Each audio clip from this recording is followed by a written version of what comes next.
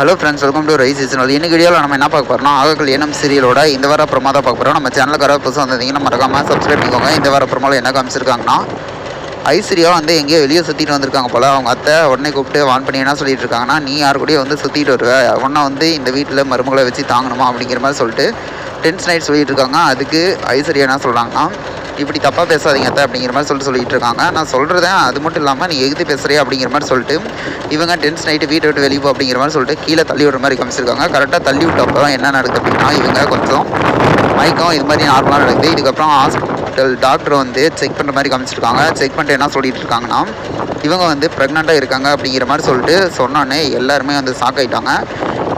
இதில் இன்னொன்று என்னென்னா, அர்ஜுன் என்ன சொல்கிறாருன்னா, இவ வயிற்றில் வளர்ந்துற குழந்தைக்கு நான் அப்பா இல்லை அப்படிங்கிற மாதிரி சொல்லிட்டு இவர் சொல்லிகிட்டு இருக்கிறாரு. இது செம்ம ஷாக்காக போயிட்டுருக்கு. வெயிட் பண்ணி பார்ப்போம் ஐஸ்வர்யாவோட நிலமா என்ன நடக்கும் அப்படின்ட்டு. இது போல் வீடியோனா மறக்காமல் சப்ஸ்கிரைப் பண்ணுங்க ஃப்ரெண்ட்ஸ். நம்முடைய பிடிச்சா லைக் பண்ணி கமெண்ட் பண்ணி ஷேர் பண்ணுங்கள்.